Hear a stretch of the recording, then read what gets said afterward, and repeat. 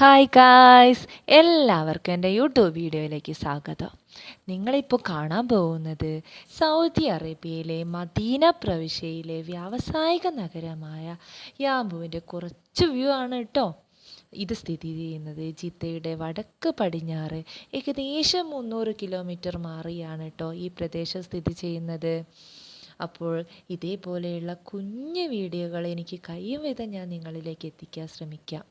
എൻ്റെ വീഡിയോ ഇഷ്ടമായാൽ കൂടെ കൂടിക്കോളൂ കൂട്ടുകാരെ.